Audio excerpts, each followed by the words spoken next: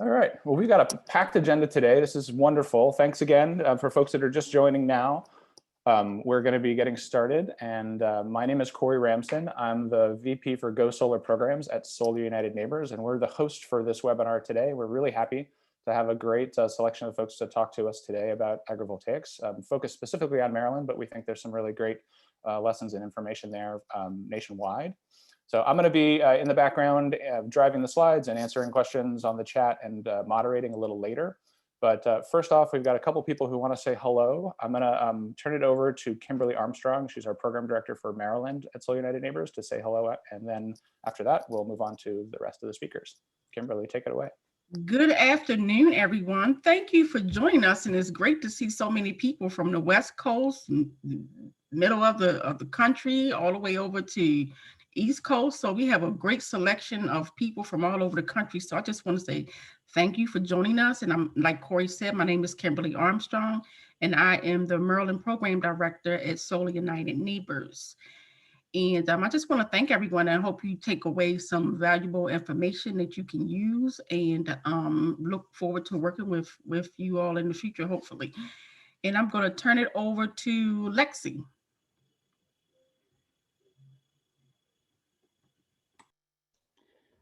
Good morning, everyone. Thank you so much for coming.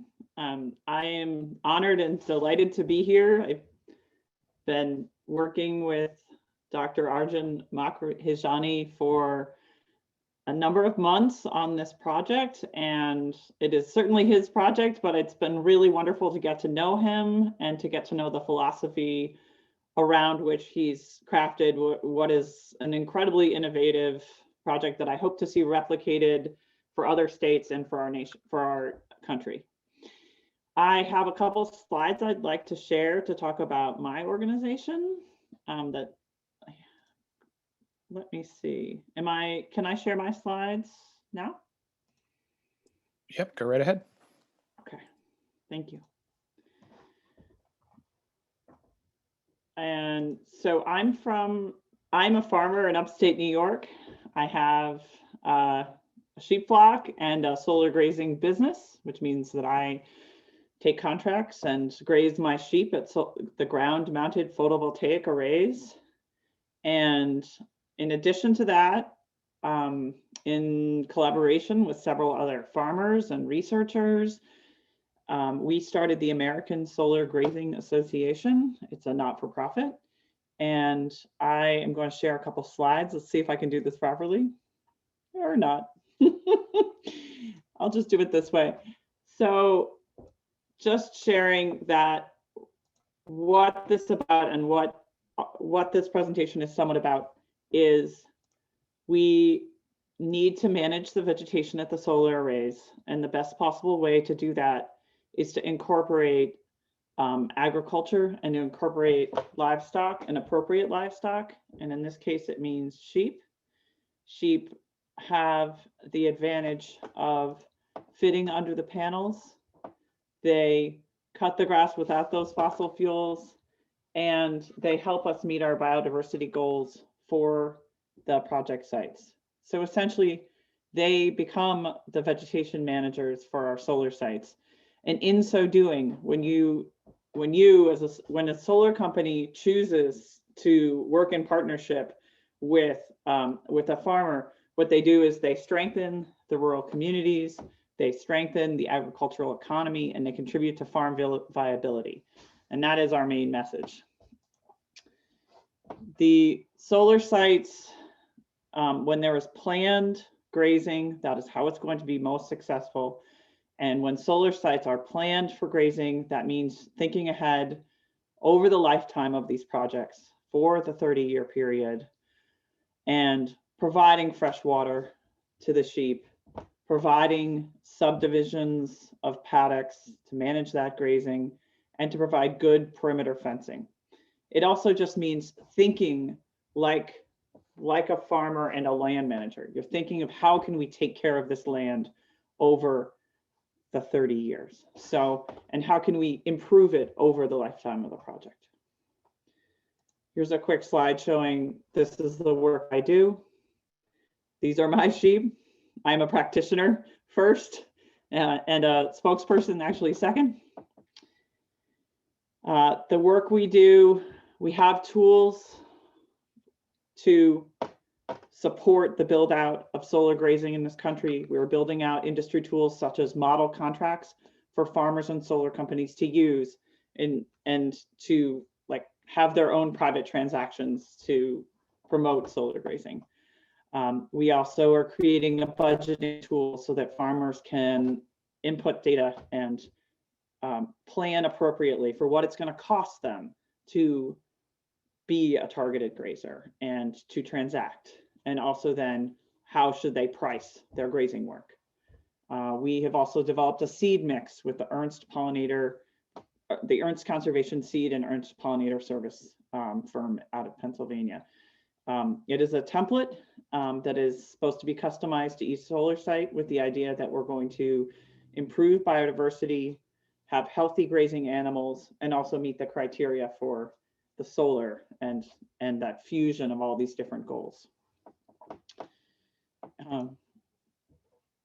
I just encourage the rest of you to know that we have a series of ongoing outreach. Most of it's free, and you can find all of this on our website. And our last thing would be, we have started a tool to help connect the agricultural community and the solar energy sector with our solar grazing map. And that is rapidly being populated, which is wonderful. But we encourage people to know there is such a tool, and it's even an app. I would like to say thank you so much. And it's been my pleasure to be here and watch as this project has evolved into something that's truly meaningful. And with that, I'd like to introduce Exploring Farming and Solar Synergies, Dr. Arjun Makhijani. Thank you so much. Just before you get started, Arjun, just want to make sure everybody's aware, hopefully you see the indicator there, but we are recording this session and we're going to be saving a copy of it on YouTube and we'll share it later. But just want to make sure folks are aware of that. Feel free to ask questions along the way. I'm going to be pulling those out and we'll hopefully have time at the end to have a question and answer. So I'm going to go off camera here for a little while and be the man behind the curtain and pull up the slides so that Arjun can take it away. Thank you, Corey.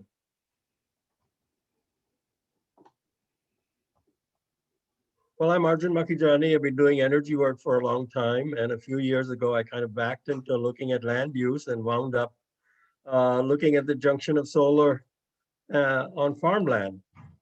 Next. And thank you, Solar United Neighbors and American Solar Grazing Association for sponsoring this. I really appreciate it. It's been a few years in the making. So this is unusual in terms of a solar energy, a report that's dealing with solar energy. I'm not trying to solve the solar siting problem. I decided to center this on farming and answer farming related questions. And the answers are yes, then you can locate solar on farmland, and all the positive attributes of solar are collateral benefits, the CO2, renewable energy, all that. So the questions are, can solar increase profits, resilience, and preserve farmland? Are agricultural activities compatible with solar? How can that be done? Can soil health be improved, for instance, relative to commodity crop farming? How much land do you really need for solar? Like if you have a really ambitious renewable energy program, such as the one we're going to likely embark on throughout the country. Can solar provide economic benefits enough to enable a larger transition to healthy soils? So those are the questions. As you can see, they're all farming related, but of course it has to work for solar. Otherwise you won't have solar on farmland and it won't work for anybody. So it has to work for the solar side, but the questions are centered on farming. We know solar is profitable. It's one of the lowest cost energy sources, new electricity sources we have. Next. So whole farm profits. So the idea is that solar would be on 10%. So in these examples, solar would be on 10% of the farm or less. The two examples I'm going to talk about, one is about 5%, the other is about 10%. Next. Next. So these are the three examples I studied in the report. They're detailed. The second and third are sort of alike, so I'll only talk about the first two. They both assume that agricultural activities will be required. And so it's basically dual use solar. And so I compare, like, for instance, 100 acres of solar with, say, sheep grazing, which would be done by the solar developer by contract, and 900 acres of corn soy compared to 1,000 acres of corn soy. And similarly for dairy operation. Next slide. So here's the economic result. These are the annual average profits over the life. So here the assumption is that the farmer would lease, the landowner would lease 100 acres to the solar owner developer and continue farming the other 900. The farmer could also graze the sheep on 100 acres or simply leave that to the solar developer to contract with a third party. And the American Solar Grazing Association has standard contracts on their website, if I might advertise your, your material, Lexi. So you can see that there is a very substantial difference in profits between having solar on just 10% of the land. And these are profits calculated on 100% of the land. So now with solar, you're making $160 to $190 an acre in profits for all 1,000 acres, average over all 1,000 acres, compared to the no solar on the right. And I tried to do it for good years and bad years in terms of actual sort of annual average. Now, government payments are not taken into account. This is just purely on the economics of the farming itself.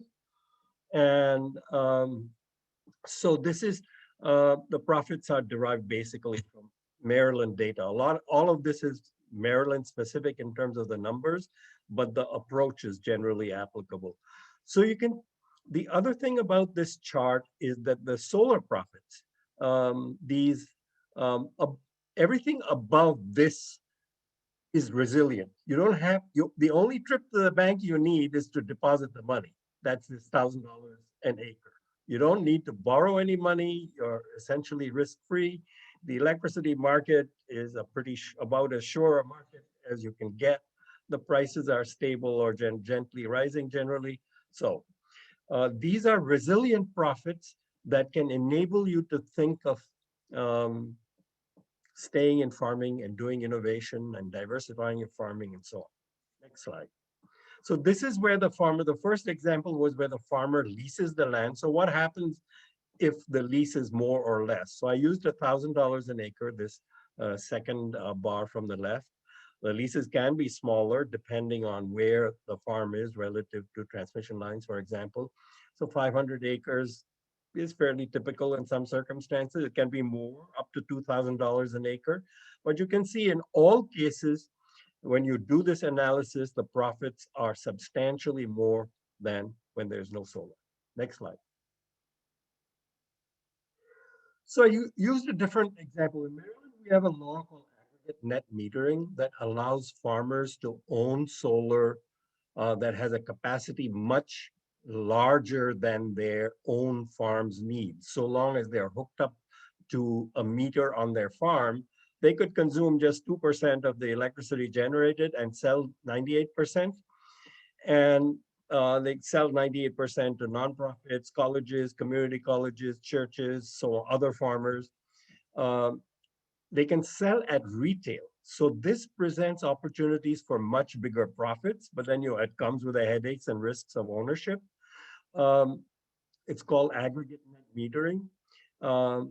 It's a little bit complicated to do. What I've suggested in my report is that if the government, that's where policies come in, if the government makes it easy, like for the farmer to sell the electricity, for instance, to a community college or a government department of Agriculture could buy up all the electricity, the profits here could be much, much bigger. So here the farmer is owning the solar.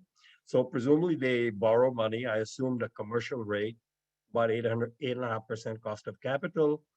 And so it depends on what utility market you are in. We have 3 large utility markets, some co-ops and municipals, but these are the 3 large utility markets. And you can see that the profits differ depending on the retail price of electricity. Now there's a win-win buried in here, because I assumed that farmers would sell, say, to a local community college at a 20% discount. So now you have other institutions in rural communities benefiting from this because they have cheaper electricity than grid electricity, and the farmer has several $1,000s an acre in profits from the solar. Next slide, I'll show the average profits. So obviously, you know, when you're paying off the loan, your profits are going to be lower, but you see in all cases, even in the first 15 years, the loan term, the profits are more than the no solar profits, which are here on the right. The right is grazing only. This is a milk operation, dairy. And after the loan is paid off, you can go and buy a new tractor. Your profits will jump if you want. Otherwise, you can put the money in the bank or whatever, expand your farm. Next slide. Now, on that, solar is on only about 5% of the land. So here are the conclusions. The whole farm profits can double, in some cases more if you own it in the long term, more than that. Solar profits are resilient. They're pretty safe. If you lease, you don't need to, essentially, it's essentially risk-free. And so you can invest in your farm because you have now profits that are guaranteed, not dependent on prices or whether we have trade wars or no trade wars, on the weather, and so on. So the key economic factor is that, especially in relation to, say, corn and dairy, typically the profits are quite low per acre, and the whole gross value of your output on an acre of corn and soy in Maryland is typically less than $1,000 an acre. The value of electricity retail on an acre is $25,000 to $30,000. So that's why when you have solar on a small fraction of land, you can still change the big picture 100% of the land. Next. So what about agrivoltaics? Lexi's, of course, mentioned this. Agrivoltaics is relatively newer in this country than some parts of Europe, like Britain. Next slide. So I'll go through a few slides. Lexi's already told. So this is the most developed economic model, and I'll leave it to Lexi and Susan talk about. Next slide. But this works really well. Now, Emily, I think Emily Cole might be on the call. Thank you, Emily, for this photo. This is in Massachusetts, where the panels are raised. It's about 8 or 9 feet, if I'm remembering correctly. And now vegetables are growing under. But raising the panels does raise the cost of the solar installation. So this, you have to work the economics of the farm and the economics of the solar together, so to see whether you can make more money than without solar. So this, in this configuration, probably it would be better if policy enabled farmers to own solar. Next slide. So this is the vertical configuration. This was dreamed up in Germany by somebody, east-west facing panels, fixed. So you can, this next to sun.de, you can go up to their website and you can see cattle grazing, farm machinery going through the solar panel rows. Here you can see grasses growing. So you can do a lot more things. This hasn't yet been done in the United States. We're working with the company to try to create pilot projects. You can certainly put your name in the chat if you're interested, and I'll contact you after this webinar. Next slide. You can, now the generation is somewhat less than tracking panels, but so the economics have still to be proven in the United States. It's working in Germany, they have, and Western Europe, they have quite a lot of this. It's still a few large installations, and it's set to grow a lot in the next 2 years in Europe. Next slide. Now, one of the very important things I've covered is when you say you have 10 acres of solar, you're not using the 10 acres for the solar. You're using 10 acres above the land to collect the sun, which comes from above that. The actual construction footprint is a few tenths of a percent up to 2% of the land. So here you can see almost all the land is available for grazing, and the construction footprint is maybe at most 2% of the land of the solar installation. And that's the key, so you can use almost the whole land for some agricultural activity. More restricted than, so it's not feasible currently to do corn soy unless you really, really raise the panels. They're doing that at the Fraunhofer Institute in Germany, but harder. Next slide. So I looked at soil health. What about soil health? Managed solar grazing, which Lexi can tell you about, rotational grazing, satisfies all soil health principles. Low till, no till, so minimizing soil disturbance, diversity in the plant species, plants in the ground with roots in the ground all the time, and so on. Now you're minimizing the use of synthetic fertilizer and pesticides, say, compared to commodity crops and conventional commodity crops, and ecosystem services are increased. An evaluation published this month in a journal of 30 Midwestern solar projects and modeled the soil impacts. 65% increase in carbon sequestration potential relative to commodity crops, decrease in erosion, increase in pollinators, water retention. Next slide. Next slide. Policy. So how are we going to make this happen? Next slide. So first of all, how much land are we talking about? So before I started this report, or about the time, I was also doing an evaluation of what will it take to have a completely renewable electricity system with electrified transportation and buildings in Maryland. So it was a multi-year project done quite thoroughly. And my conclusion was the best way to do it, apart from all the technical storage, all that consideration, just from the how much renewable energy do you need, it was you do approximately equal wind and solar. And in this case, so half is solar, half is wind, and like offshore wind. And then of the solar, I assume half is on rooftops because you need the distributed for a good system, and half would be on farmland from farming considerations. So this is a scenario.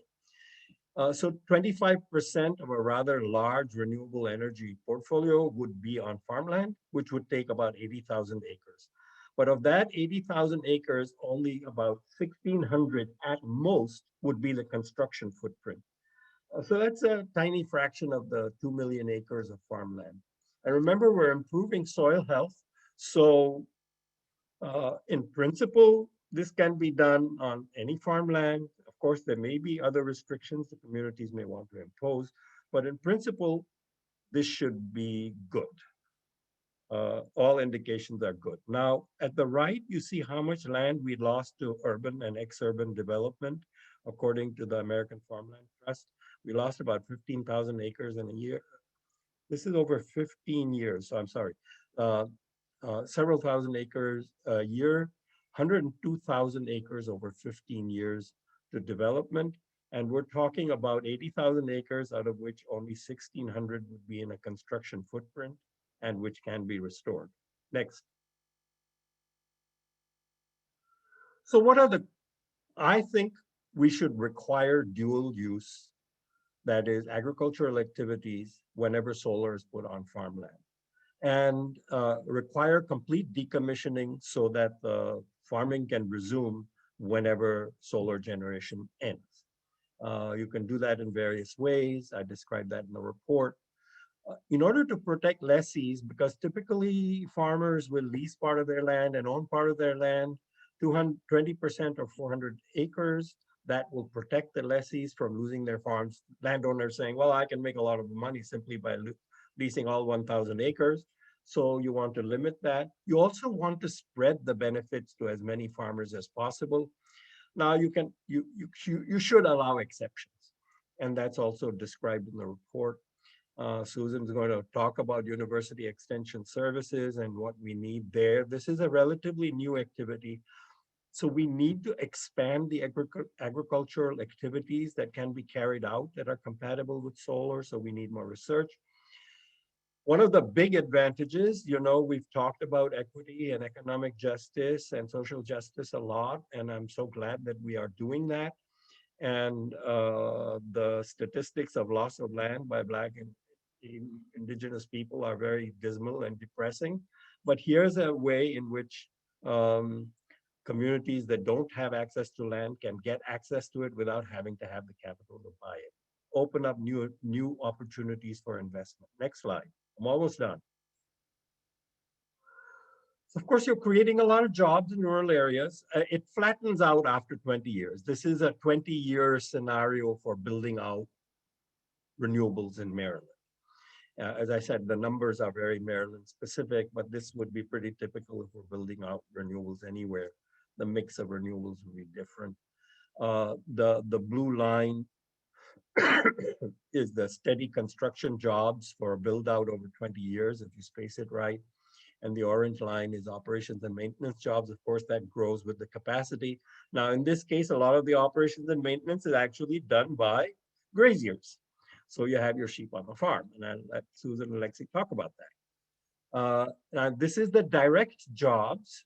Of course, there'd be indirect jobs from the economic development. And one of the things I've recommended is that community members should be allowed to invest in solar as they do in Denmark, given the opportunity to profit from it, even if it's not on their land. Thanks. Next. Okay, so this is my conclusions. So the answer to the questions I posed in the beginning is yes. It requires good policies in support. The profits I showed you could be much greater, for example, if you have lower interest loans available to farmers, 4% instead of 8.5% that I assumed.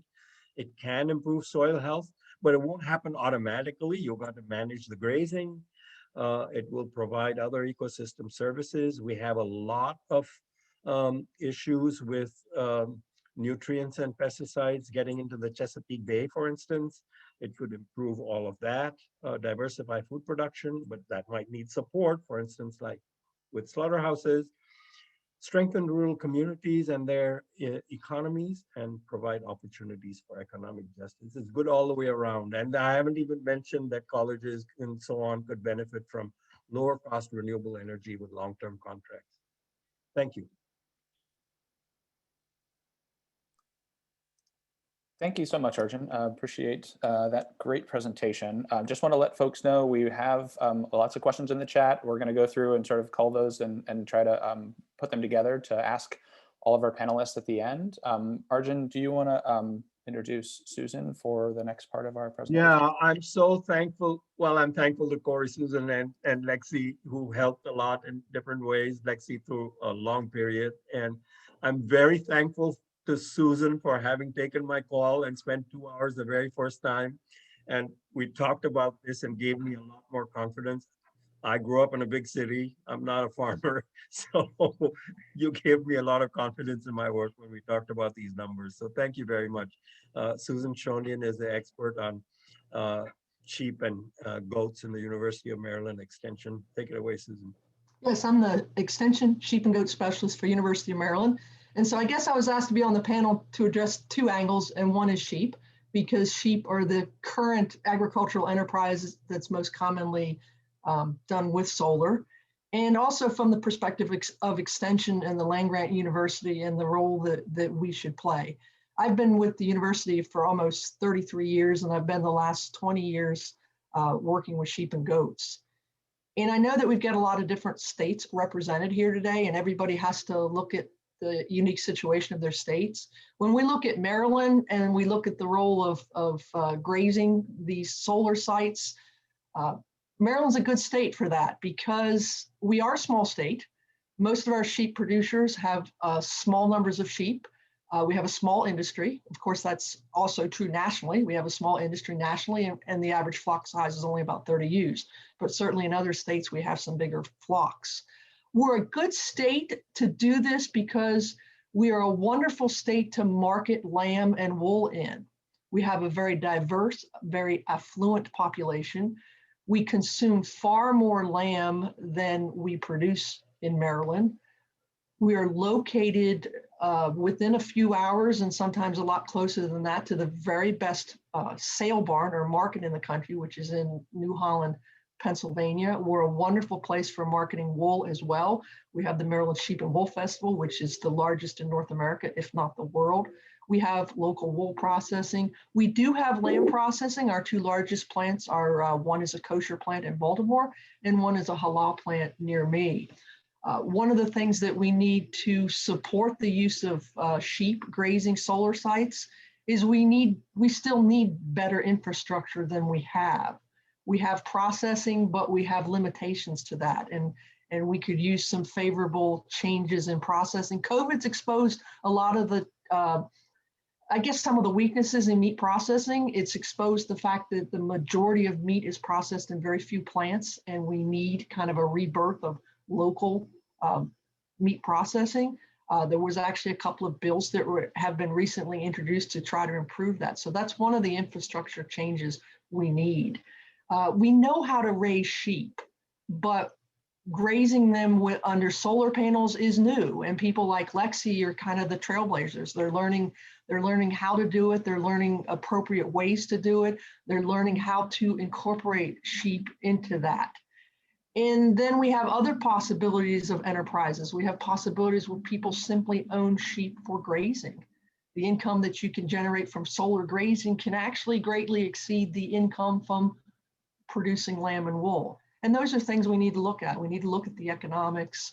And so when I talk about being an extension specialist, what is the role extension and the land-grant university need to play? We've certainly got research projects around the country. We can cite them. There's a really good one up at Cornell University that's looking at the impact of sheep grazing on soil health. But we need more. We need more research projects. We need research projects that not only look at sheep, but also obviously look at other agricultural enterprises.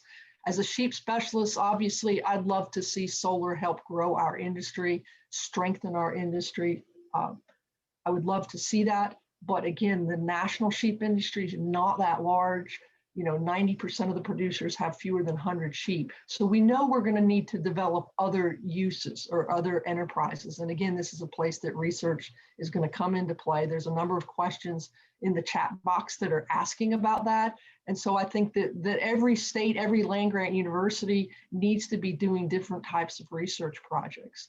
The best way that a farmer or a person learns is usually by seeing something done, seeing what their neighbor's doing or seeing a demonstration projects. So I think we need funding from the land-grant university side, not just to fund research, but also to fund demonstration projects. When you see what can be possible. There's a lot of opportunities to educate youth and get youth involved in some of the research and demonstration projects through extension. Of course, we have the 4-H program. There's also the FFA program. Tremendous opportunity, as was already mentioned, about making land available to people who traditionally have been denied access to it or simply can't afford it. There's that old adage that if you want to be a farmer, you have to marry it or inherit it. Well, if we start putting more land under solar and that land becomes available for farming, a big dairy farm might want to lease out land for solar, but may not want to farm it. So maybe that will provide an additional opportunity for someone else to gain access to land. A lot of this work could be partnered with a lot of the work that Extension does with food and nutrition and WIC and food deserts and all that sort of thing. The opportunities are tremendous. And, again, as a sheep specialist, I'm excited about the possibilities of this making sheep more profitable, making sheep more attractive, certainly. But again, I appreciate that there's many more types of agricultural enterprises that we're, that we're going to need to do in conjunction with solar. I think sheep are the best. They're perfect. It's interesting, there's and I think I saw this in one of the chat boxes, there's a lot of local opposition to solar arrays. There's one just a few miles from me where the community has been adamantly opposed to it. And I like to think, and I guess I don't know for certain, but I like to think if that solar array was combined with farming, that it would be a lot more palatable to that local community. Farmers see solar taking land out of production, and they don't like that. And so if we can combine it with agriculture, I think there's just many, many win situations. And with that, I'll conclude. Thank you very much, Susan. Take it away, Lexi, the Executive Director of the American Solar Grazing Association and one of the pioneers in our field here. Thank you. I would just like to echo Susan in that this is, you know, sheep are leading the way in this case, and sheep are the successful vegetation managers that are also food and fiber producers.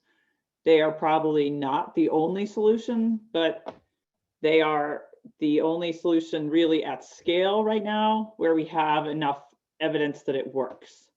So what I'm looking forward to, you know, most solar has not been built yet.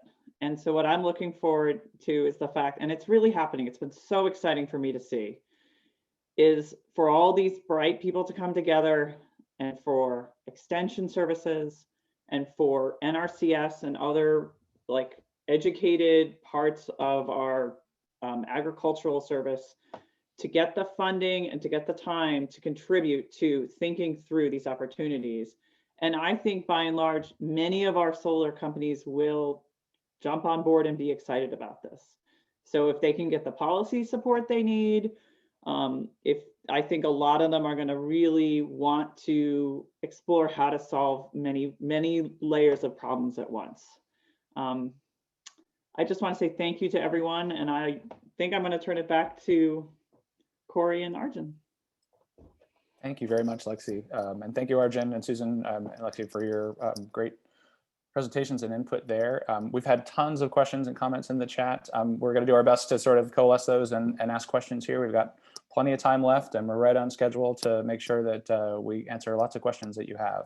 So I'm going to do some of those now. Feel free to keep putting those in. I just ask the other panelists as I'm doing that. If you see other questions, feel free to bring those up. We can ask them to each other just to make sure we cover as many of these as possible. So the first one I have is for you, Arjun, which is, I noticed a number of questions that had some of the variations on the same theme, which is what are some of the things that change the cost of solar development based on the type of co-location that's happening with agriculture? Maybe not in specific numbers, but if you could just sort of talk through that a little bit. And Lexi, feel free to add on as well. Oh, Arjun, you're muted. You mean the capital cost of solar development? Correct. Like, are there certain types of co-location where a different type of orientation of the panels or different heights might be involved, and what does that do to the price? Yeah. So right now, the price per watt mostly depends on the scale, up to 10, 20 megawatts. After that, the economies of scale are relatively low. So one reason I said limit to 20% of 400 acres. 400 acres pretty much covers the waterfront of economies of scale of solar. You can get down to a couple of megawatts and still have very economical solar. Solar costs have gone down a lot. Tracking panels are a little bit more expensive than fixed panels, but they allow more generation, so you make out better. So these days, most ground mounted are tracking single axis or double axis, following the sun more or less closely. So that's why, you know, one of the disadvantages of the east-west facing panels is that you generate less electricity, but maybe cheaper to install, and then you can do more agriculture, so you can profit more from that land. Also, they have a double hump generation, more in the mid-morning and late afternoon. Late afternoon, of course, is when we have our peaks. So a mix of different types of solar on farmland may actually be good for the electricity system.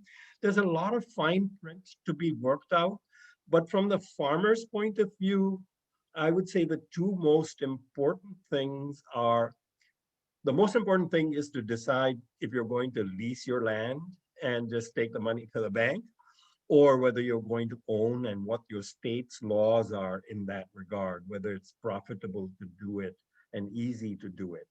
And so that's the main thing. And then whether you're going to actually use the land or let somebody else use it and lease it, or graze sheep on it or grow vegetables on And the numbers are in the report in terms of the assumptions about cost and so on. And if you have some fine print questions, I'd be happy to answer them offline. Thanks, Arjun. Lexi, anything to add to that before we go on to our next question? Sure, it's something we're hoping to add. I know a couple farmers in New York State have successfully been able to add some language to their solar lease. And in this case, yes, they're leasing to solar, not self-building, where they get an option to control the vegetation maintenance portion of their contract. And this is something I'm hoping that we are able, as soon as we have it, we'll put it on our website. But I'm hoping that that's a kind of like second tier layer of empowerment that I really want to see here, where the people who already have the greatest vested interest in caring for their land will then still control that option of doing the vegetation maintenance and then get that secondary stream of income and keep producing food in whatever way we see this evolving. So I'd like to see that. And then the other thing I'd like to say is I saw a bunch of chat around the European Agrivoltaics Conference. There was one in the fall and there's another coming up in the spring. I do think that there's a lot of excitement there and a lot of innovation. Probably one of the best places to learn about what potential costs might look like for some of these operations going forward. Thank you. Thank you, Lexi.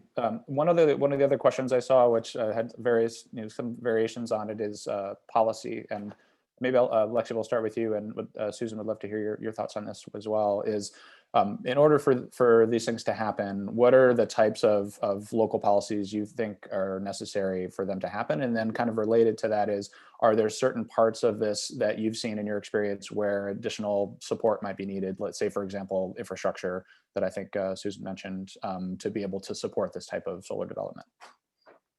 You want to take that first, Lexi, and then I'll follow in terms of policies, or?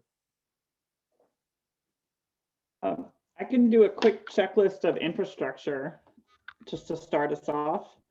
Most of us got started in solar grazing, and I would describe it as the retrofit situation.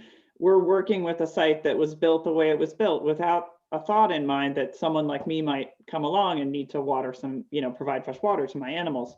So my comments are, a lot of the things that I will recommend are very low cost, no cost, such as perimeter fences need to be tight to the ground, or when you're putting in gates, make sure the gates line up between sections of the different arrays. Why? Because we're thinking about the flow of animals moving across from one section to the next. Another thing would be choosing that seed mix. Think carefully about what you're seeding. Think about the durability. Don't just throw down some annual seed. And again, there are people to, like Dr. Susan Shonin, who can connect you. And there's our fuzz and buzz seed mix. But the point being, think thoughtfully like a long-term manager. And that's where I think the policy is going to come in. I want to see things that are the long-term, supports for keeping this land in agriculture. Things that and I'll stop there because I could keep going for a while. Yeah, so the main few handful of things, and I'll invite Susan to comment on some of the extension sides to this, is the main thing is I think there should be a decision to require dual use when solar is on farmland. I don't think there needs to be a priori restriction as to the type of farmland. I started out with that idea, but then since soil health can actually be improved pretty much everywhere, I think that should be a part of the policy, requiring dual use on farmland, and then supporting it in other ways. So in Maryland, we have aggregate net metering, but it's not very easy for farmers to own a larger solar installation. It can be made easier through long-term contracts. I do think personally the size of individual installation should be limited. And under those circumstances, I think it should be easy to get a Public Service Commission permit. Currently, every government department in Maryland comments on permits for installations larger than 2 megawatts. And if if an application meets the conditions for dual use of solar and agriculture, I think the government permitting part of the permitting process should be very simplified. You need always a safety part of the permitting process, you know, when you have a larger electrical installation anywhere. So that, of course, will continue to be necessary. But I think from the government department, it should be simplified. If you want exemptions, then, you know, you should have a more difficult process. I think we have Maryland Clean Energy Center, for instance, which makes low interest loans available to schools, colleges, and so on for efficiency. It can also be done for solar. And, you know, a lot of strengthening and demonstration projects to expand the range of agriculture, and of course, working with Black and Indigenous farmers to make it easier for them to access the land. But I think extension and the expansion of the state infrastructure to support farmers in agrivoltaics is very important. And I'll pass it to Susan to elaborate on that. She already mentioned it, but in case she wants to say something more. You're on mute, Susan. I just kind of like to reiterate, I think the demonstration projects are pretty important. I mean, full-blown research projects give us the basis for making policies and for making decisions. But demonstration projects help show the community, and they help show farmers and ranchers what's possible and how it fits into everything. And they also take a lot less money. And so I think there's a tremendous opportunity out there to just to try some different things and to do things on a small scale. One of the challenges with sheep grazing is there simply aren't enough sheep. I mean, if solar grows exponentially like we expect it to, there simply aren't enough sheep out there. So it's going to have to be a kind of, when you think about it, a phase-in thing, and we're going to have to learn as we go, and hopefully it'll support again a growth in the industry. Sheep is not different than any other agricultural enterprise. The profit margins are slim and the work is hard. So if solar can provide an extra income, you know, again, you might see this industry develop. The market can support it because we import about 2/3 of the lamb that we consume in the United States. I did want to address one question in the chat box. There were a few references to using other animals for grazing, and I'll let Lexi follow up, but goats are generally not considered to be the best choice for solar grazing. And it's not that there probably aren't some successful examples, but generally speaking, goats are climbers, they're chewers, and they're troublemakers. And so they're a lot harder to probably have on a solar site. Again, there may be some examples where people found success. Somebody mentioned alpacas. I'm not specifically aware of them being an issue. I would just say if you think the sheep industry is small and the goat industry is smaller, well, there's just not a lot of alpacas out there. So I could see maybe them being part of a mixed herd potentially for grazing, but again, not. Sheep are really the best. There's no better animal at controlling vegetation, grass, wheat, you know, the type of things that are likely that we're going to want to plant under there. They're pretty tough to beat. If the panels get raised or the panels are vertical, then you might start looking at cattle. Certainly. There are people doing research on raised racking. Silicon Ranch got the grant this year, the significant Department of Energy CEDO grant. They'll be looking at that.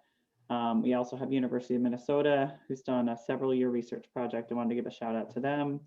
There's certainly interest in doing it with cattle. You know, there's just considerations about, you know, they have to be figured out. You know, there's some real engineering that has to be done, because it's windier the higher you get. Simple as that. I just wanted to also throw in, you know, because we haven't mentioned it and we have a couple more minutes. There's a program that North Carolina Extension has been running for several years, where they've been helping facilitate new young farmers getting onto solar sites and doing solar grazing. North Carolina has the second most, you know, build out of PV on the East Coast. So a program like that, where there's support for our farmers, is great. They get the budgeting help, they get to answer questions about insurance, they get the meetings, And that's been reasonably successful, but with a lot of hard work on their part. I would also say that, so that could be replicated in other states, just pointing that out. A second and third quick thing is, we're all talking about, could we, there are agricultural taxes. My farm is all in an agricultural tax base. Could somehow there be a mechanism and an ongoing mechanism? I'm asking a question, I'm not a tax specialist, we know this, about where we encourage the facilitation of dual use with a incentive tax structure. Maybe a reduction in the conversion penalty, but also something that's not just an upfront mechanism. So I'm asking a question. I've been asking this question for 5 years. I still haven't gotten a good answer from anyone, but I'd love to see something where there's like a durable mechanism to encourage the farming. Okay, thank you. Thank you, Lexi. We've got maybe it's a slightly different tack of question here. There's one in the Q&A. I think this might be for you, Arjun, which is, can you comment on a policy that would require, this is, I think gets to the sort of the land use issues. Can you comment on a policy that would require for every percentage of solar built rurally, some percentage constructed in built environments or new construction? And this, I think the idea is, the more we build rurally, is it going to mean that it doesn't get built in other places because it's easier there? So can you just talk to that a little bit? Yeah, so, that's a question. So there are two different ways in which that can be answered. So solar on farmland, I think, should be seen from a farming point of view and also from a diversity of supply. The electricity system, when you put solar on flat land, basically it makes the solar cheaper. You want your I'm an environmentalist electrical engineer who wants electricity to be clean and cheap because that makes the economy work well. So that's my bias. That's how I want the end outcome. So when you look at those criteria and also climate change, extremes of weather, what we've seen recently, for instance, in the middle of the country, you want a diversity of renewable energy sources. You want a mix of wind and solar. And within solar, you want a mix, some of it which is on rooftops, some that is commercial, some ground mounted in urban areas, some that is part of microgrids, most of which won't be in rural areas. And then for a number of considerations, farming and electricity wise.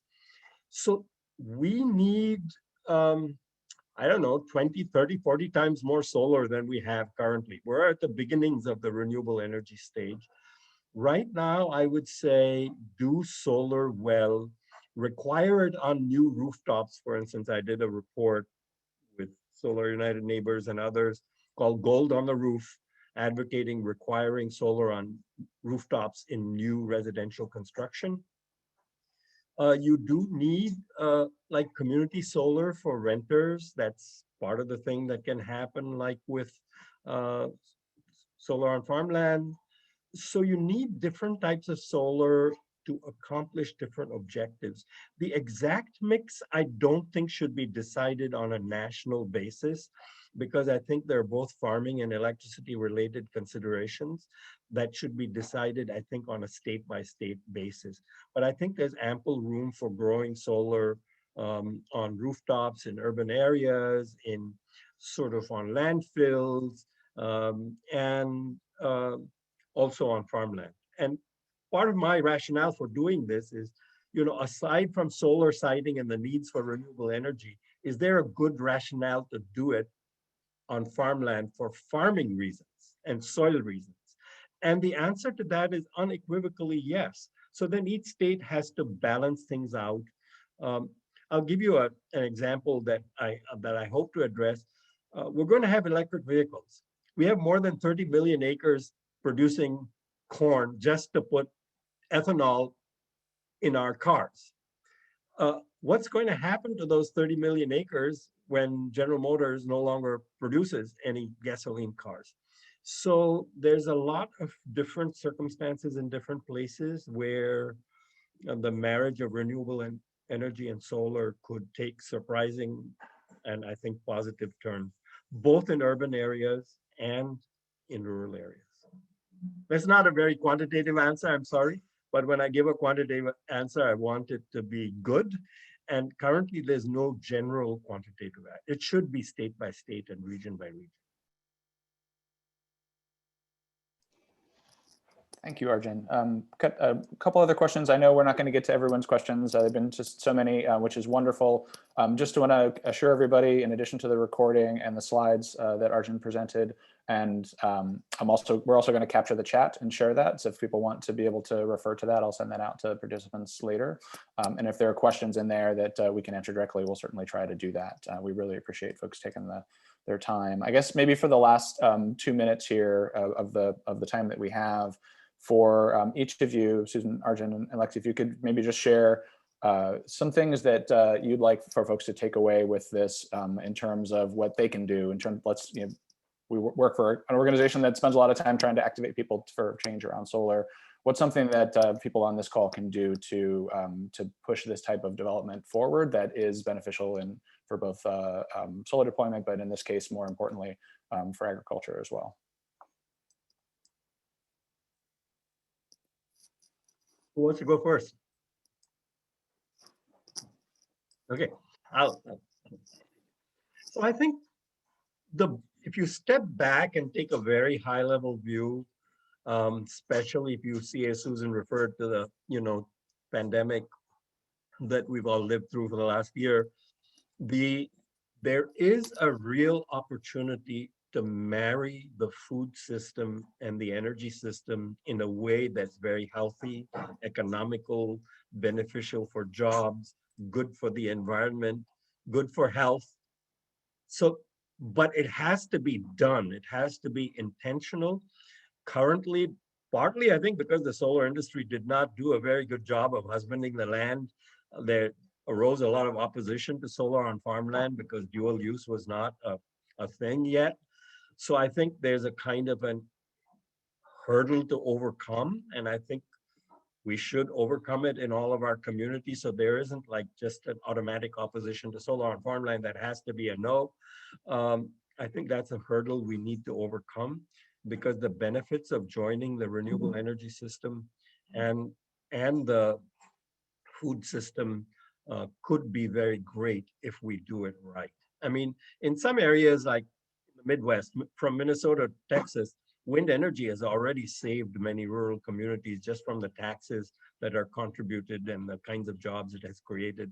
I know I've talked to a farmer in southwestern Minnesota who told me it saved our small towns here, the taxes that wind energy has brought. So that could happen, but again, it has to be intentional, and we have to be bold and seize the moment, because this is the time to do it. And from an environmental point of view and a health point of view, very necessary. Thank you, Arjun. I'll just follow that. I agree. This is an incredibly rare opportunity. You don't get these, I think, more than one or two, and maybe more than one in a lifetime. And when I fully understood how important this was, I really, I spend hundreds of hours a month doing this work, and I'm basically not paid. And I'm just trying to say that this is something that is incredibly important, and it's this rare marriage of these different needs and these different industries, and the potential is really tremendous. So just wanted to say, if you have, for farm viability, for our food systems, for renewable energy, this is the right kind of endeavor to support. And yes, we need more build out. So when you see the opportunity to support something like this, please do. Thank you. Yeah, one thing that was not said, surprisingly, is that here's an opportunity to get paid for grazing your sheep instead of having to lease the land. I saw a comment say, wool and meat. I mean, Susan said it's a tough business, but it's less tough if you get paid to graze your sheep on somebody else's land. I've watched the sheep industry decline my entire life. And I have a friend who calls us the less than lobster industry because it's so small.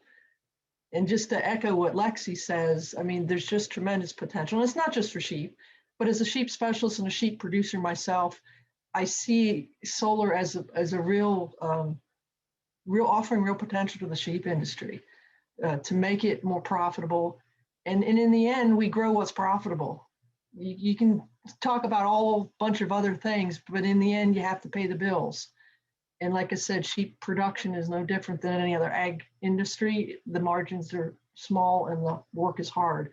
And if this is a way to increase that bottom line, if this is a way to grow that industry, again, there's a lot of different business models that can be used to utilize sheep.